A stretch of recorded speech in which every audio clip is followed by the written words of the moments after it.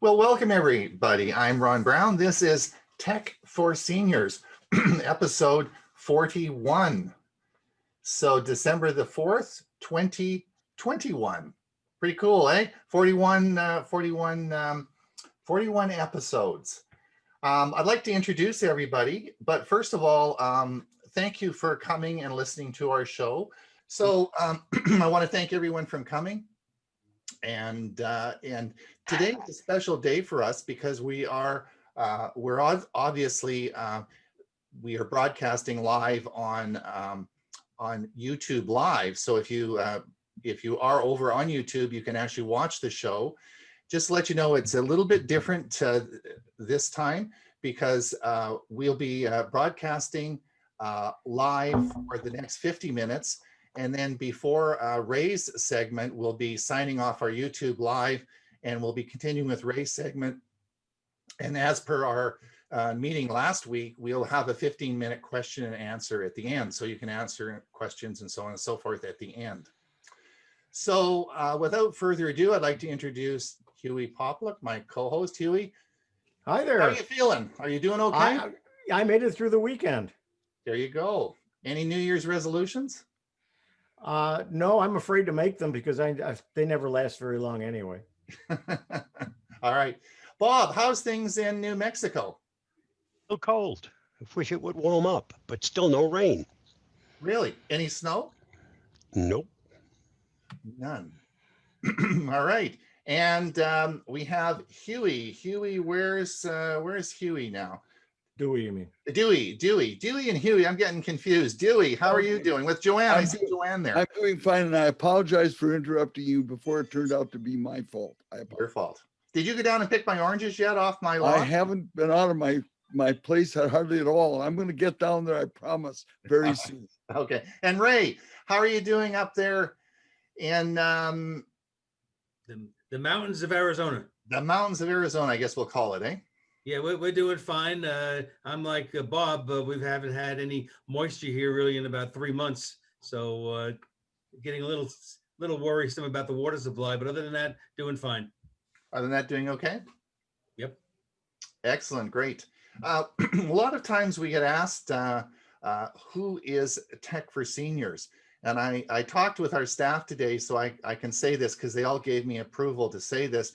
And we're just a bunch of old guys having a lot of fun, all right? People say, well, is Tech for Seniors a club? Is it an organization? No, it's nothing. It's just a bunch of old guys having some fun. And then the other question I get asked all the time is, how long will Tech for Seniors go on? Well, you know, when you're a senior, you get up in the morning and that's a good thing, right? So we're just gonna continue on, and you know, as long as we get up in the morning and we're feeling okay, I think we'll just continue on.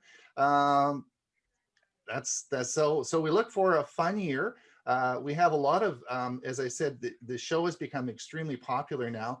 That's why we've had to stream it on live on YouTube Live. Now, just if you don't understand what streaming live is all you have to do is either, I'm just going to show you here. I'm going to share my screen, and we'll just share this one more, share it here. And I want to come over, we'll just minimize this and bring this up. And this is our website, Tech for Seniors. And if you come down, it says live stream. And it says there's a little link here. And if you click that link, it'll take you right to the YouTube channel. And that will, and you'll see us streaming live there. So you can actually watch the show. You don't actually have to log in. You know, we lock the meeting in the Zoom meeting part of it, but if you come later, anything, just click on that link and you can see us live on YouTube. Now, immediately after the show, it's taped and recorded, and the live version is going to be deleted, and I'm going to put the edited version back on the as it has been for the last 40 episodes. So without further ado, let's see what's new with security. Bob, what do you think? Are we safe? No, unfortunately, that's never going to happen, not unless you take the precautions and be very, very diligent. Here is the Avast Security News Roundup for the week ending January 1st, 2021. T-Mobile data breach exposed phone numbers and call records. T-Mobile has announced a data breach exposing customers' proprietary network information, including phone numbers and call records. As of 12/29/2020, T-Mobile began texting customers that a security incident exposed their account's information. The CPNI accessed may have included phone numbers, number of lines subscribed to on your account, and in some cases, call-related information collected as part of the normal operation of your wireless service. T-Mobile stated in a data breach notification. T-Mobile states that the data breach did not expose account holder names, physical addresses, email addresses, financial data, credit card information, social security numbers, tax IDs, passwords, or PINs.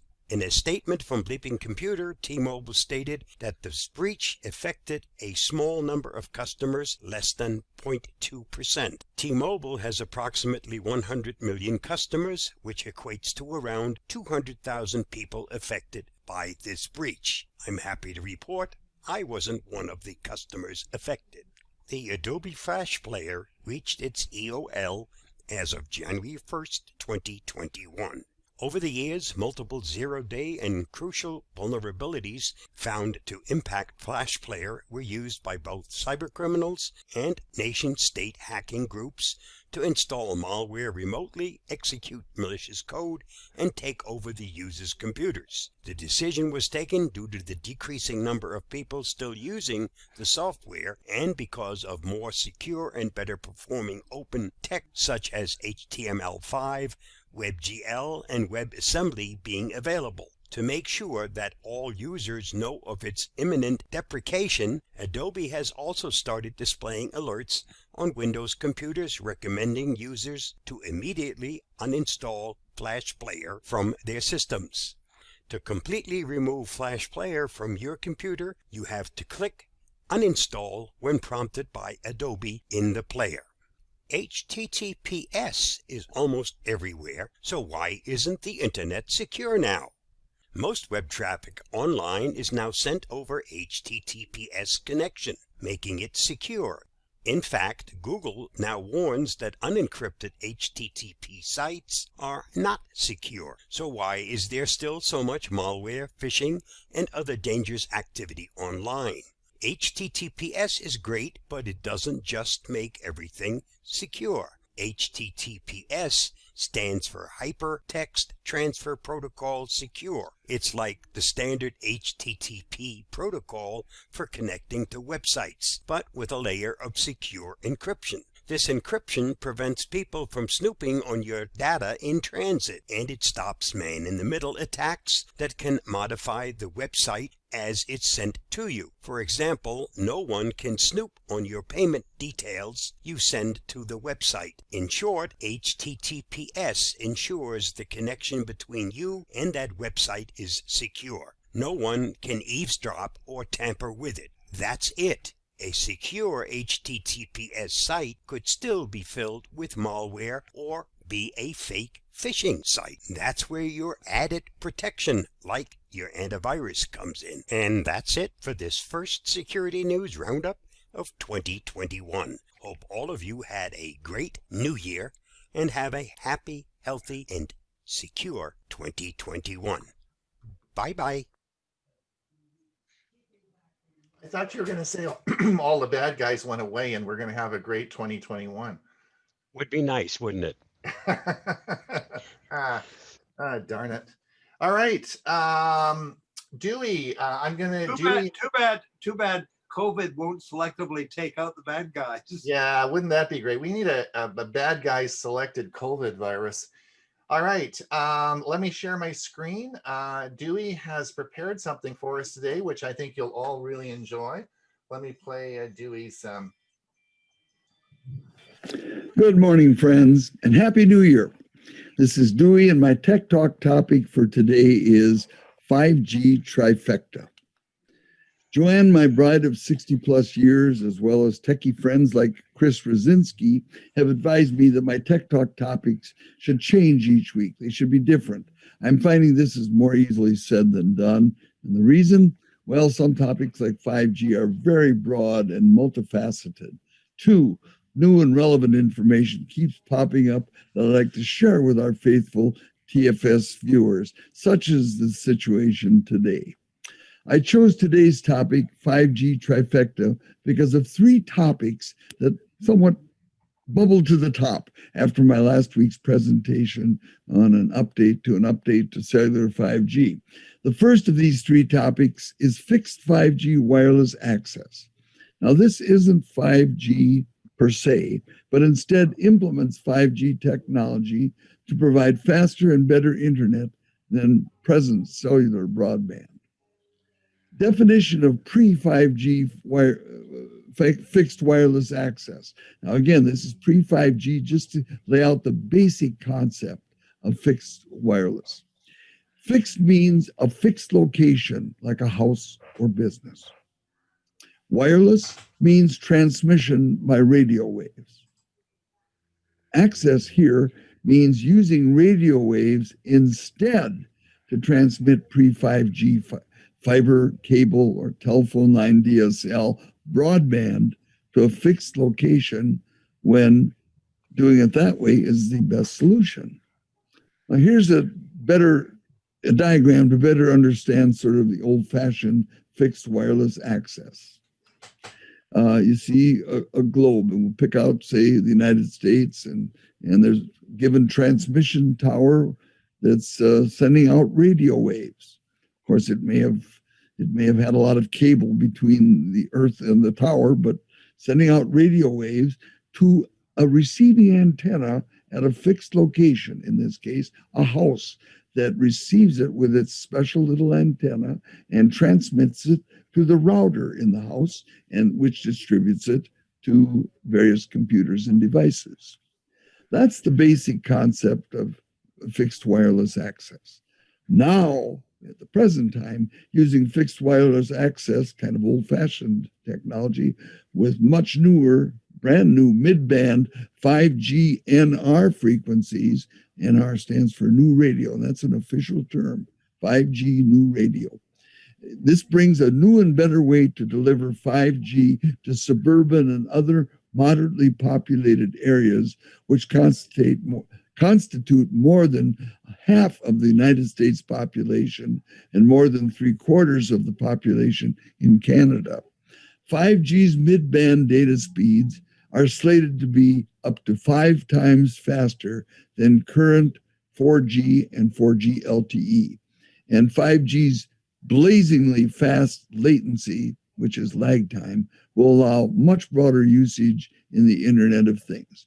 Now, friends, this is the 5G that most of us, I predict, will be experiencing, say, that at the end of this coming year, or by the end of this coming year, or into next year. It's what we'll see for a few years for more than half of the US and 3/4 of Canada. My last week's prediction for 2011 that 5G will become the new cell phone standard seems very likely to come to pass for many millions of US citizens by the end of 2021. A critical factor enabling this to happen began on December 8th, 2020, very recently. It's my second topic in today's 5G trifecta, FCC's C-band auction in the United States. Analysts predict that when the auction concludes in the next month or two and winners are announced, the US Treasury will be more than $50 billion richer. That'll help take the edge off the stimulus checks, I suppose, or the cost of them. The providers who win frequency spectrum will set the stage for 5G deployment throughout the US for the decade to come. That's a long time. In other words, what's happening right now is going to affect 5G for the next decade. T-Mobile currently controls more of the precious and limited mid-band spectrum than AT&T and Verizon combined. However, Verizon is predicted to be willing to spend billions to be the biggest winner. T-Mobile actually acquired Sprint primarily to secure large chunks of this valuable C-band spectrum, while other carriers like AT&T others remain starved for it. AT&T is also expected to bid heavily, although it already has more of this spectrum than Verizon, which isn't saying much, but also it has more debt and is less well-positioned financially. Cable companies are getting in on the bidding as well, with Charter and Comcast teaming up for a joint venture to gain spectrum for their own future 5G cellular. In other words, they're going to compete with Verizon and T-Mobile. Dish Network is also planning on doing 5G cellular. Back to the auction for a moment. Carriers are presently bidding for coveted C-band upper 3 gigahertz spectrum to deploy in 46 of the largest cities. The winners plan to begin rolling out mid-band access in these cities, and it's going to be 5G fixed wireless access as early as December 2021. However, most of the C-band spectrum will not be available for auction winners until December of 2023, which is the deadline for satellite providers to stop using these frequencies.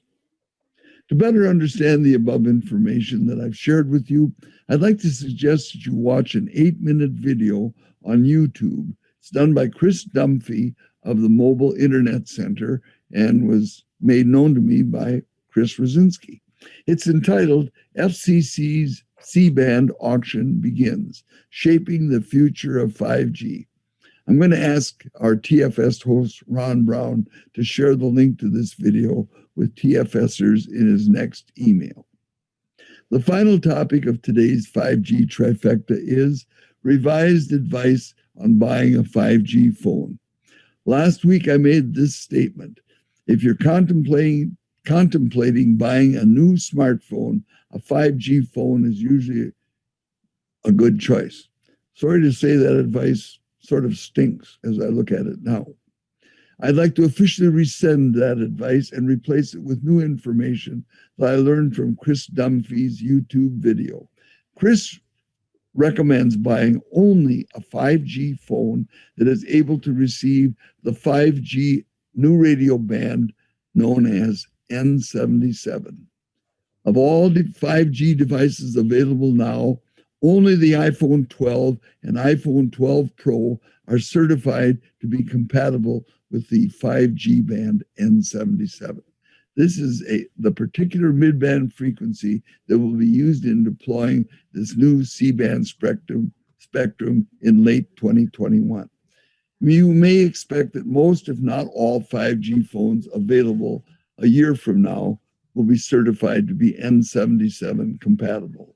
For many of us, the wait will be worth it. Well, that's my Tech Talk story for today, and I'm sticking with it. Thanks for watching. Stay safe and have a great day. And say a prayer for the end of this COVID-19 pandemic so we can all get back to normal. Bye now.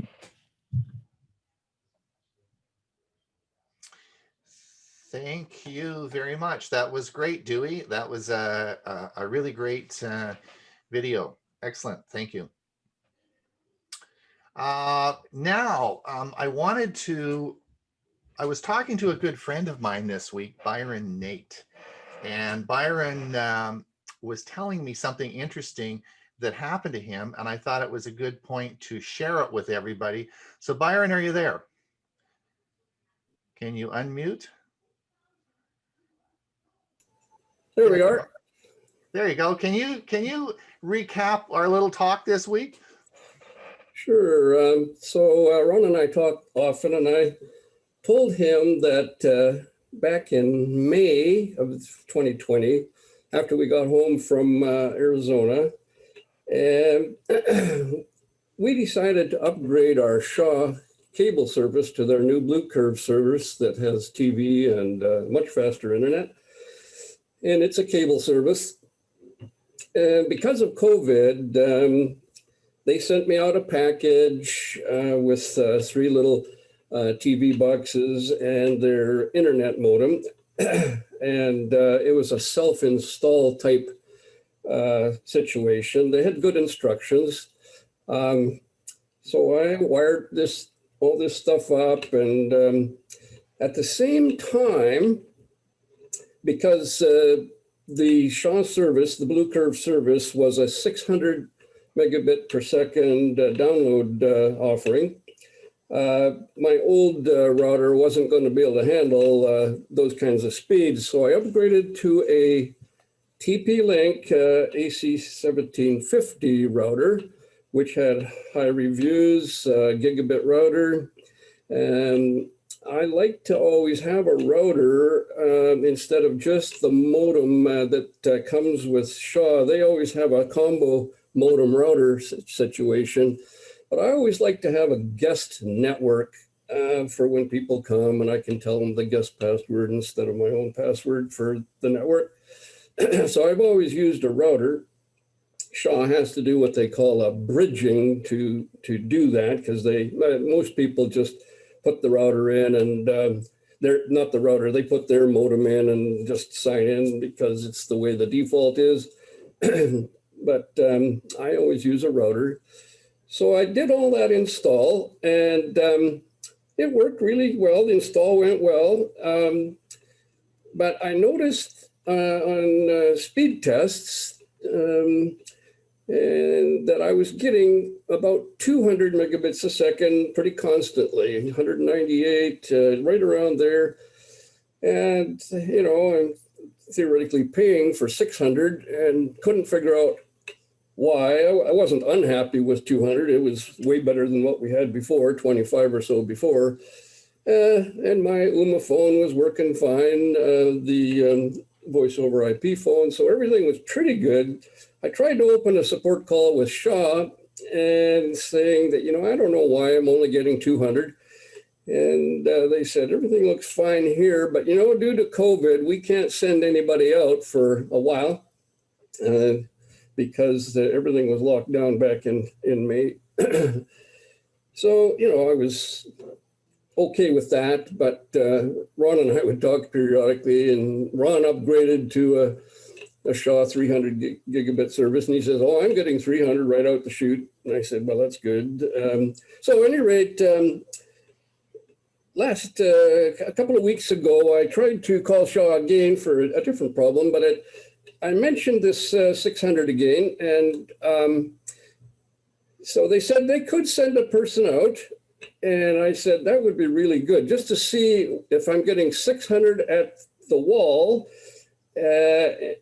and why I'm, you know, not getting 600 at my laptop, and not my laptop, my desktop. My desktop is connected directly Cat5 to the back of the router.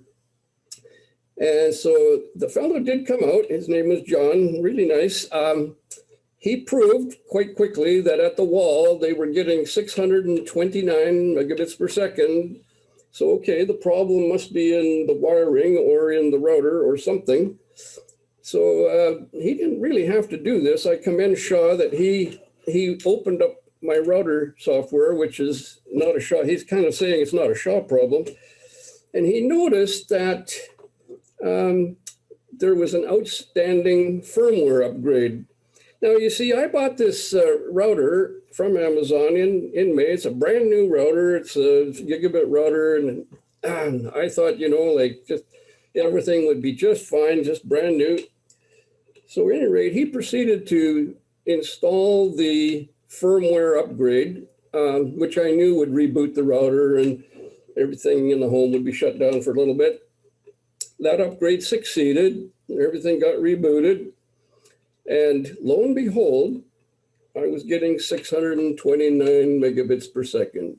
So to my surprise, and I really didn't think a firmware upgrade would affect the speed. I kind of thought it would affect maybe security things, but this is the story I'm saying, that even though I'm kind of a techie person, I ignored installing the firmware upgrade that shows when you log into your admin console on the router that, I guess I should have done that firmware upgrade. So just to tell people, even though it's a new router, there's a chance you should, if you see a firmware upgrade, it is good advice to install that firmware. That's my story.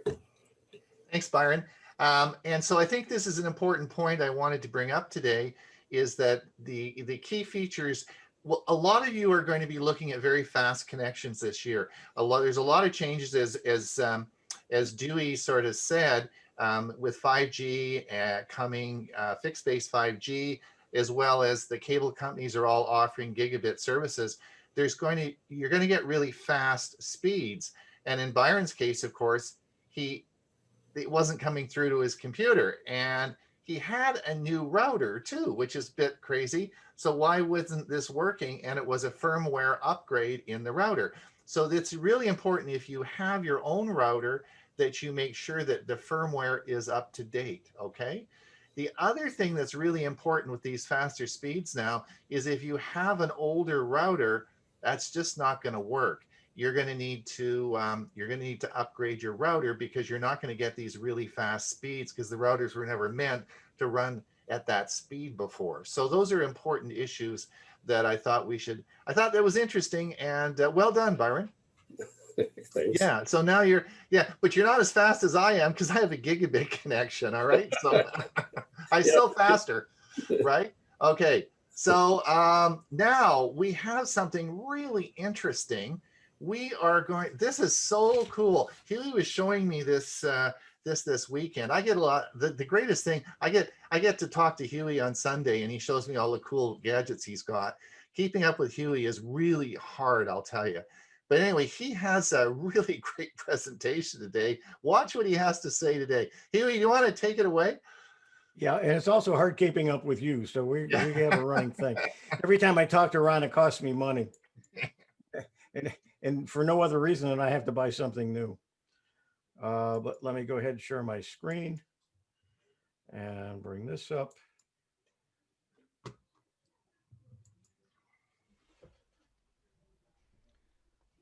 A new way to scan Cruiser Shine Ultra, purchased through Indiegogo.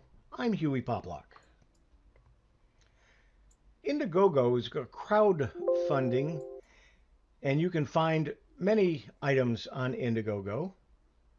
And it's where early adopters and innovation seekers find lively, imaginative tech before it hits the mainstream. Indiegogo is a financial risk for backers. You're charged right away when you make a donation, and depending upon the project you back, you may never get your money back if it fails.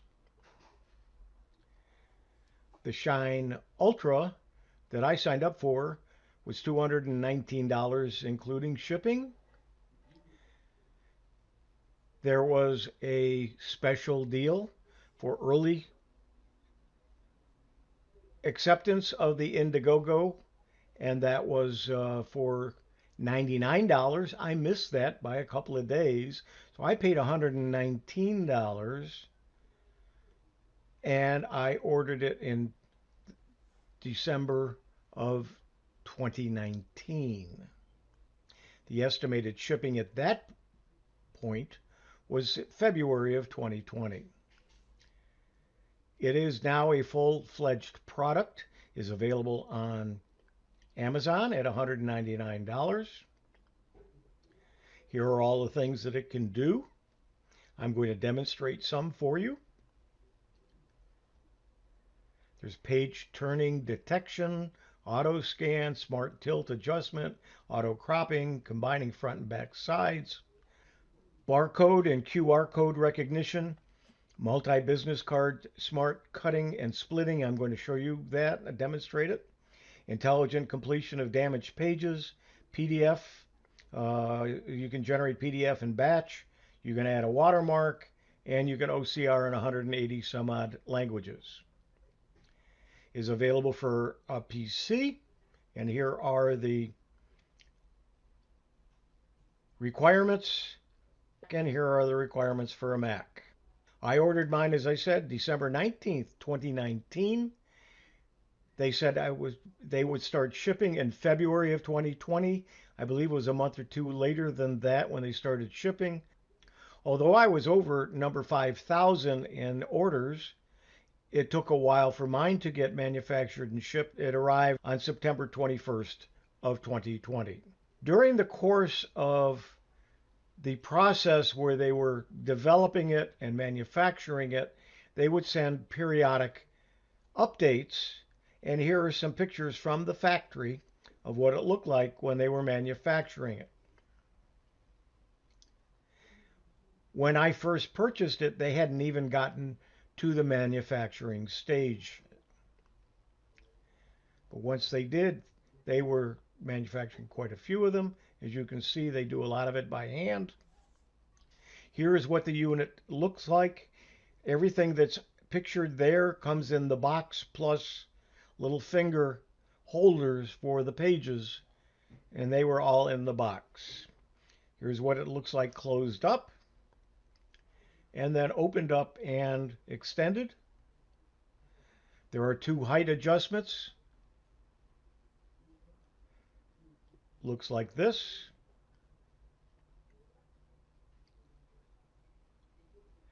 There's a knob to turn it on and to adjust the lighting. And those are the lights that are in the unit. Here's what it looks like on a desk. It does come with that black mat, which makes it easy to do your scanning. It does feature a patented curve flatten technology. Here's an idea what it does. You have a book, and it flattens it out through software and produces the individual pages. I'm going to demonstrate that. As you can see, you can scan several different things. There is a software button that you can push to do the scanning, but there's also a foot pedal that can be operated by hand if it's on your desk, or on the floor you can activate it using your foot. If you have a book, you can place it on the mat and then tell it that you want facing pages. It will figure out that they are curved. It will flatten them out and create separate pages for each side. And you can also do some video recording, as you saw on the bottom up here, where you can start video recording. You can place something like stamps, tell it you want multi-target, and it will separate them and make each one a separate JPEG. I'm going to demonstrate that with some business cards. So let's do the demo. Let's start by opening the Cruiser Shine Ultra software. And we're going to choose scanner. We can also choose a visual presenter and use it as a presentation device as well. We're going to use the scanner, and it's opened up the scanner software. There's a number of things that we can do and how we can export, but first we have to scan something. So we're going to click the scan button. Now, here's what I have on that black mat. I have 5 business cards. These are just set on there. There's no particular place on there. I could move one of them over here if I wish. I can leave it here. We'll just for neatness. Now, to start the scan, and let's move this over just so it's a little more even, but it doesn't have to be. I'll move it so it's in the center so you can see that. In order to do the scan, I can either hit the button that's down on the lower right, it says auto scan, or I can use a button, and I'm going to put it here, and it's going to try to put a square around it, but it's a foot pedal that's wired to the unit, and I can either use my hand to press it, or I could put it on the floor and use it as a foot pedal. So let's go ahead and first we're going to set it up as a flat paper. We could do a curved book, a combined sides, or a scan of just a selected region. We're going to choose the flat paper, go to settings, and we want to make sure that multi-target paging is checked. but we can do some other things as well. And then all I have to do is hit the scan button, and I am going to do that with my hand on the desk and watch what it does. You will see that fast.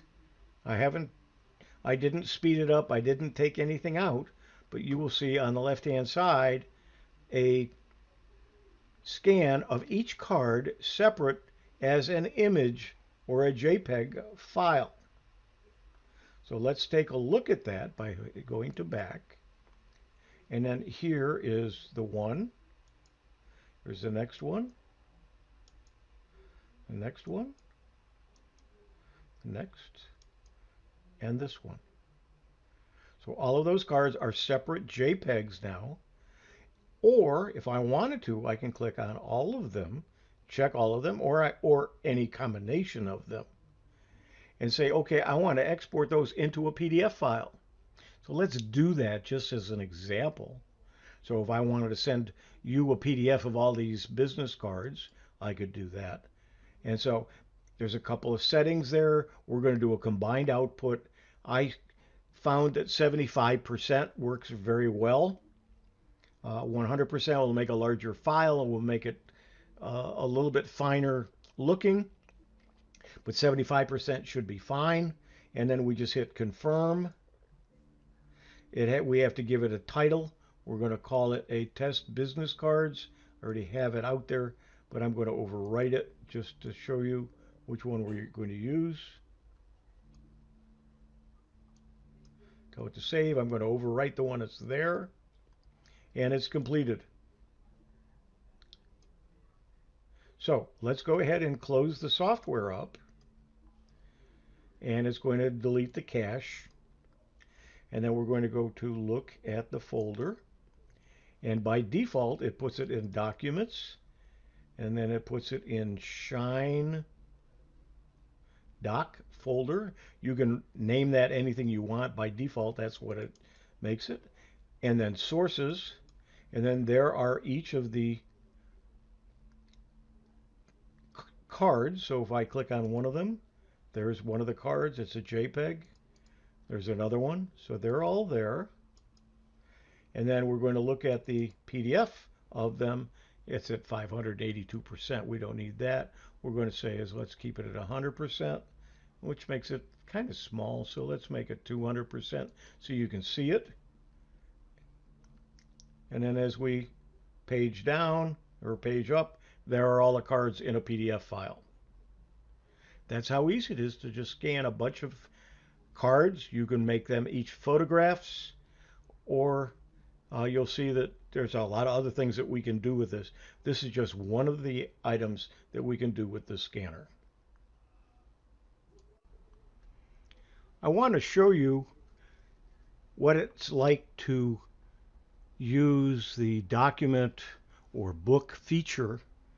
And so what we're going to do is we're going to click on scan, and I'm going to use a document that's a newsletter from the Central Florida Computer Society from January 1990. Back in those days, we didn't save the digitized version. We didn't have digitized versions. It was done in desktop publishing programs, and that no one else could read unless you had that program. And so we printed it and mailed it to everybody. Now I'd like to have a copy of this newsletter that I had received in the mail and had in a box in my drawer. So what we're going to do first is the cover, and because the cover is closed, I am going to just do the cover. So I am going to say we're going to do the scan selected region. I click on that, and then by holding the control key down and clicking my mouse, I can drag and I say, okay, this is what I want for that cover page. I let go, and I can just click the scan button. As soon as I do, you will see the scan to first page over here. Let me click it so you can see what it looks like. Now, I am going to continue to do the entire document in a little bit different way, but what I want to show you is some of the things you can do with this page. Like any page, I'm going to click back in the software, It is here, and I'm going to say I want to export that into a Word document and OCR it at the same time. So I've got to click over here and say this is the image that I want, which is this page, and I'm going to say export it to Word. I have a couple of choices. I want it in English, I want it in Word, and all I have to do is tell it to confirm. It's going to then ask where do I want it, and I am going to call it Bussline, and I'm going to tell it to save it. I'm saving it in the folder in the Shine Doc Sources default folder, and it's done. Now if I click that document, it's going to open up Word, and there it is. Okay, now here are the articles. It's not it doesn't look exactly as the copy, but all of the information is there. So if I wanted to copy all of this and say, okay, copy it, I am going to then say, okay, copy it. And just to show you what it's doing, I'm going to open up a notepad. I'm going to bring it over here. And now I'm going to paste. And there's that paragraph. So that was how quick and easy it was to make that into a Word document. So we're going to close this now. We're going to come back to here, and we're going to continue on by adding some more pages. But this time we're going to use the curved book feature. I'm going to open to the second and third page. Try to get as much on here on the screen that I can. And I want to line it up so in the center, the spine of what we're doing is in the center. So let's see if we can line that up here.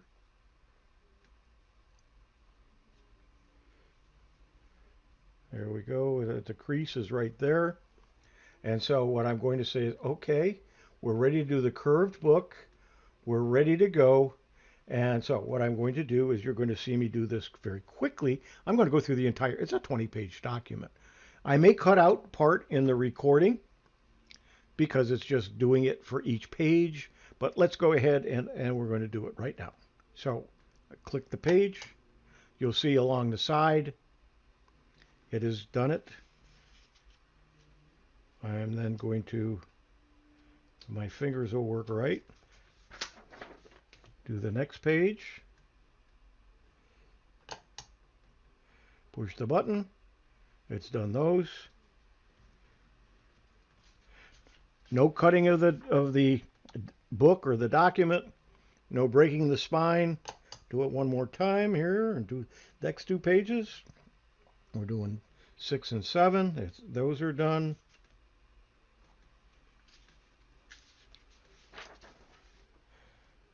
Last two pages. And then if I wish, I can do the last page. I'll move it over just a little bit.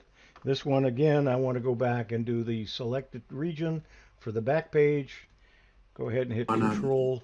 Lock out the area that I want to scan. Hit the button. It's now done all of the pages of the document. Now I go back, tell it okay, I want all. It's now marked all of them. I tell it okay, I want to make a PDF. We're going to make it 75%. We're going to keep it everything the same. And we're going to say confirm. We're going to call it Bussline January .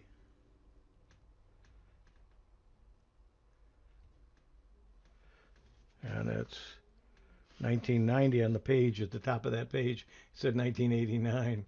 Okay, 1990. And then say save. It's now making a PDF of all 20 pages of the document. It's now complete. I say confirm. And it's done, so we can close this. Tell it to go away. All right, we're going to bring up the files. There are each of the pages as a JPEG. You can see here. But what we're going to do is we're going to come down to Bussline January 1990 PDF. Click it and tell it we want to do actual size. And as we scroll down, we can see each of the pages is legible, as we can read it all, and we have the entire document done in just a few minutes. 20-page document. We didn't have to cut the pages. We didn't have to try to open the cover of our scanner, close it, push down on the top, hope it came out right. Here's everything that we wanted. It's all there. As you can see, the entire document, right down to the last page.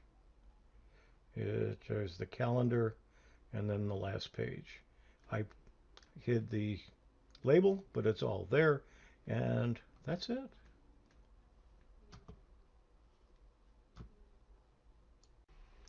I showed how you could take some business cards, place them on the black mat, and have several, and have them each a separate JPEG when you're done scanning. Let's do the same with some photographs. I've got 4 photographs from the early 1990s at an APCUG convention being held at Comdex in Las Vegas, probably in the late 80s, early 90s. And what I'm going to do is I got 4 pictures set up on the black mat. I am going to tell, I want flat paper. Again, I want to make sure I've got the multi-targeting paging, smart black edge optimization. I'm not sure what that does, but I checked it anyway. And I'm just going to go ahead and tell it to scan.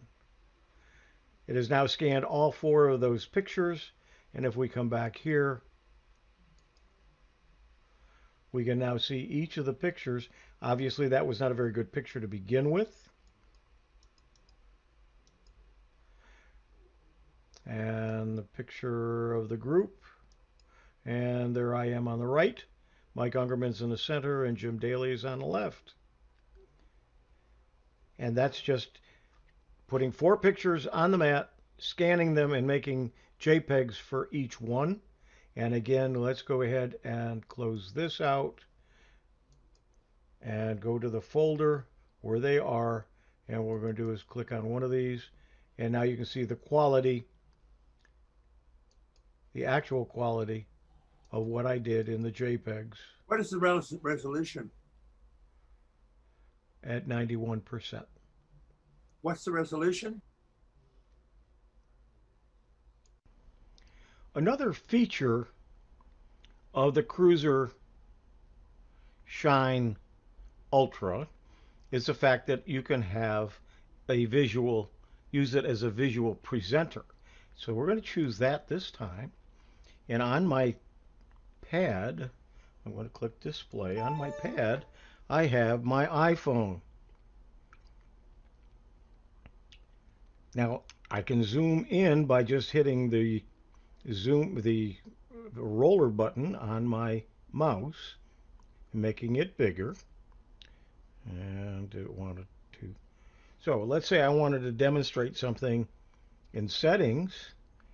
I can show you live, showing my finger and what I'm hitting and so on, directly from the scanner, using it as a presentation tool. So if I then wanted to show something else, put it on the screen to show you something else, I could put it on the screen, put it over here,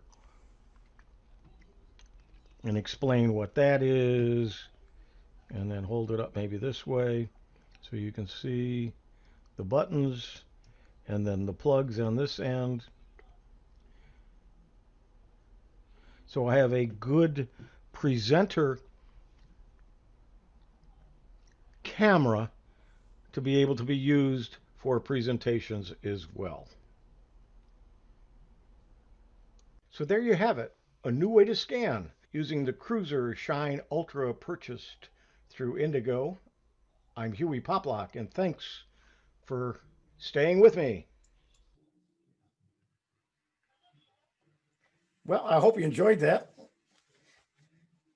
It's quite a contraption. I finally got to play with it a little bit to make this presentation. I hadn't used it much, and I think I'm going to use it a little bit more than I have. Well, Ron, done. back to you. Yeah, and you know, we've already had people say they've already ordered one. They've already gone to Amazon and ordered one. Right in the show, they've clicked on the Amazon link and have ordered one. And I don't get anything for that either. You don't get, yeah, you should get a commission, eh? Or something Yeah. like that. Yeah, so anyway, that's life. Hey, listen, we're about to move on to the next segment of our show. I want to thank the people on YouTube for watching. We have some of our watchers on YouTube, and we had about 11 or 12 today, which is fine for our first YouTube experience. So I want to thank everyone in the Zoom meeting. Please stay. We'll get on with Ray's segment in a minute. But thanks for watching on YouTube, and we will be back next Monday. Again, you saw how the link worked and how it all happened. So we'll hopefully see you back next week. I'm going to sign off the YouTube broadcast now. Stop live streaming. And I'm going to hand it over. My toes are tapping, and I wonder what Ray has for us this week. Ray, and now at the end of Ray's presentation, remember, the meeting will sort of be finished, but we'll have our Q&A for another 10 to 15 minutes. I know there was some questions about resolution and probably the scanner. We can answer all those questions after in the Q&A session. All right, so Ray, what have you got for us today? All right. Well, just talking a little bit about Hewie's scanner. He was kind enough to send me copies that he scanned of a rock and roll concert program going back 30 or 40 years ago, maybe longer. And it was pristine. It was perfect. I shared it with a lot of my friends, and they all thought it was great. So thank you again, Hewie. Today, though, a little bit of sad news. Phyllis McGuire, who was the youngest and last of the famed McGuire sisters, died at the age of 89 on December 29th at her home in Las Vegas. That was exactly 2 years and 1 day when her older sister, Christine, passed away. And then third sister named Dorothy, she died back in the year 2012. This trio hailed from Middletown, Ohio, and were active in the recording industry from 1952 to 1968. And their professional career got started on a show you all probably remember, Arthur Godfrey's Talent Scouts. And they would continue to perform there for the next several years. Of their many recordings, though, two reached #1, Sincerely in 1955 and Sugar Time in 1957. Now, the song Sincerely was a cover. And of course, the original was done by the Moonglows, written by a group member named Harvey Fuqua. While the McGuire's version far outsold the original of the Moonglows, there was no animosity between them. In fact, Harvey Fuqua, who I got to know personally in the 1990s, shortly before he died, he gave me a brand new CD that had come out of his solo work. And guess who the liner notes were written by? Phyllis McGuire. In 2004, when the sisters were between the ages of 73 and 78, they did a rare reunion on PBS back in Atlantic City, New Jersey. And what amazed me about the video I'm about to show you is how their spectacular individual voices, as well as group harmony, had hardly changed in the last 50 years. So let's see if we can, I'm going to share my screen. And they are fantastic. Well done, Ray, and it came across really well this time. It was great. You had no audio problems or anything. It really worked out well. Good. Thank you for your good advice. Excellent. Thank you. Well, you know what? It's top of the hour. Another week, another episode. I want to thank everyone for coming this week. And we look forward to seeing you next week at the same location, the same ID, the same meeting number, the same old guys, the same, everything is going to be the same, including our same old streaming service. So I think it worked well. We had about 12 people watch the show that couldn't get in. What do you think, Hewie? Are we on the right track? We're on the right track, and don't leave if you're on. We want you to be here for the Q&A.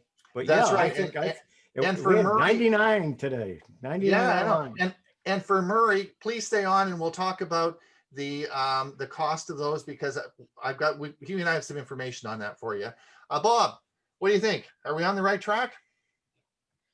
We're moving up in the world. Keep it going. As long as we're going up as we're senior, right? That's good. Ray, any comments? No, great show. Yeah, everything had worked out really well, and I'm glad the video this week showed through nice and clear. Yeah, that was really good. Thank you so much. That was a great selection as well. And where's Dewey? Dewey, where are you? Right here. That's Oh, there you are. And of course, you have your lovely Joanne with you as well. right. Your program is the start of a great day today. I think so. Yeah, it's here in Arizona too. Yeah, it's going to be a good season. Just get down and pick my oranges, eh? If I pick them, I'm going to eat them. Well, yeah. Otherwise, the park's just going to cut them off and throw them away, right? Right. Hey, I'm not that far away. You can always mail some to me. All right, everyone. Listen, I'm going to close the meeting now, but we're not going to actually close the Zoom meeting. So we will be staying online till about 10:15 to talk about issues. So if you want to leave, that's fine. But otherwise, we're just gonna open it up and we can do some Q&As now for about the next 10 minutes. Okay. Just before we get into the, I wanted just to mention on the model that Hewie recommended. You can't, well, it's on Amazon.com, but you can't find it. So what you have to do is you have to go to the website of the company. You have to choose the Hewie's model. Then you have to click that you want to purchase that, and then it'll take you to the proper link on Amazon.com, right, Hewie? That's the way it worked for what. Yeah, you can't find it. You can't, if you do a search on it, you won't be able to find it. Okay. So that's the difference. Did we check on Amazon.ca? I don't know if we did it on Amazon, but Amazon.com. That's what I did. I looked on Amazon.ca, and they have two models. They have one which is just for presentations, and then they have one which is called the Ultra Pro, which does the book flattening and all that kind of stuff. That's right. You can't actually find, it's weird because if you go to the actual company's website, okay, and you choose that model, then that actually goes right on to Amazon.com and you can order it, right? Yeah, I'll try that. Yeah, so that's how you get to it. And Huey and I couldn't figure that out this weekend because anyway, that's the way they've got it set up. Did you put the link to the company? Did you, Huey, did you put the link to the company? No, I didn't. Put it in the, I'll see if I can find it. Yeah. Put in the chat. Does anyone have any questions about the show? I have one about my smart plugs, but if anybody can help me with that one. I just sent it to you, Ron. Okay. Greg, did you have a question about the show? Unmute yourself. I can't hear you. Are you there? Can't hear you. Can't hear you. No audio. Choose a different mic. Choose. Does anyone else have any questions? I can't see everybody on the screen. So I have a question. This is Okay, go Chandan ahead. Sharma. Yep, go ahead. Go ahead, Chandan. You're muted. You're muted. Chanda, we can't hear you. I have a question. Okay, go ahead. Who are we talking to? Carl. It's Carl. Carl, in okay. Detroit, Michigan. Yep, go ahead, Carl. On the scanner, what's the size of the document? Is it 8.5 by 11 or legal that you could use? Well, the newsletter that I scanned was an 8 by 10 or 8.5 by 11, and then I opened it up so it was double that. So it's pretty wide. So you can do full pamphlets and you can do books as well. And the nice thing about it is if it's a thick book, it's going to compensate for the fact that it's curved at the spine. You don't have to break the spine and you don't have to take the book apart. That's the real neat thing about it. Will it do audio reading? Visually impaired? I did not see that. I will OCR it though, so then you can play it back in something else. That's pretty good that you have the OCR comes with it. And I suppose you could probably do stitching or merging software with it separately, but it doesn't come with it apparently. Which was the exact model? I went to the website, but I couldn't figure out what The one I have is the one I have, and I don't know about the other ones, is the Shine Ultra. But I Okay. noticed that there's an Indiegogo of another model called the Aura, AURA, and I don't know what the difference is. I haven't checked into that. I got the one. I don't need a second one, so I'm not looking at them. Hewie, what is the DPI when on the photos? I couldn't. I don't know off the top of my head. Okay, thank you. Edith Rosinski asked it if it is autofocus. Yes. Good. And Howie, can you do stitching or merging with documents if you have a larger document? With the PDF, well, you'll have to use a third-party PDF program to put together pages and so on. But if you've scanned them and they're there, you saw how I could click and you can tell it which pages of what you scanned you want to include in creating the PDF. What it doesn't do, it doesn't let you rearrange them in a different order. And so I had to go out and actually export a couple of pages and then import using the Adobe Acrobat program, and then bring them back in and put them in the proper place. So, can you guys hear me yet? Up, yeah, Yes. we can now. Okay, Hewie, what PDF scanner do you use, or converter, excuse me, PDF converter to Word do you use? well, this one has it built in, but I have the Adobe program. But you can if you've got Word, you can open a PDF in Word and it automatically will convert it. Yeah. You don't need a third party program. Just Okay, take the PDF, just open up Word and then tell it to open up the PDF that you want. It may not do it well, but it will do it. Yeah, okay. I don't know why my camera isn't working. I've got it all, so it shows that the red lines are gone. I don't know what's happened here. I'm not sure what you mean by a red line and camera. Well, You should- it's got a red line saying that it's, you're muted or it's not working. It's not Okay. acquired the signal. Yeah. Does anyone have any more questions? Just speak up. I have a Yes. comment. Curious, I have a Hold question. on. Whoa. Edith Rosinski or Chris. I'm on her Chromebook, so sorry. Okay. Will the OCR work out of non-standard type fonts, for instance, in business cards and things like that? Have you tried that yet? I did try it, and some of it worked, some of it didn't. But yeah, it worked a lot better than I thought. It is not a business card reader. I've seen some little scanners that you can put a business card in, and automatically you can figure out what the address is and put it in an address field and so on. It doesn't do that. It just makes text out of it. I went to the CZUR site, but I can't find the Ultra. I mean, it comes up with some products, but like it doesn't have a list of the products on their site that I can Now find. you got to search. Find the Ultra. Yeah, they're a Chinese company, and because it's an Indiegogo, they may have only made so many as part of the Indiegogo. What that is that they raised enough money to manufacture it, and they may still be trying to fulfill those. So you may have to go to Indiegogo, but if you do, I think you're going to see the Aura and not the Shine, and I'm not sure what the difference is. I don't think it's as expensive, but it may use the same software. Okay, thank you. And then I did have a question that I sent to one person, I think. Bob, I think I sent to you, was about my smart plug. I was wondering if anybody can help me with that one. Did you get that one? I just sent it in the chat just to you, I think. Yeah, I didn't. let me, I want to get some of the other questions because they might be specific to ask for Hewie's software. Helen, do you have a question? I have an answer maybe. I went to Amazon and did the CZUR scanner, and I came up with a list of them, and one of them is the Ultra Smart Document Scanner for $200. Ultra Okay. smart. I can get it as soon as January 8th.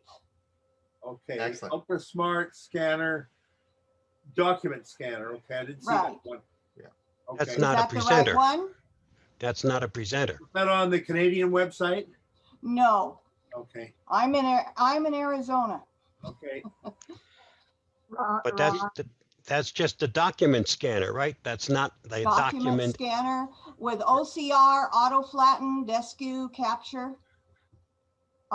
Is that the one you were talking about? Yep, I think it does that. See, one of the things I think what's happening here is this. What Hewie got was the prototype, the build that, initially when they're going to kickstart the thing and get going, Hewie got one of the first ones. And then it became successful and they took the idea and are now manufacturing a line of these.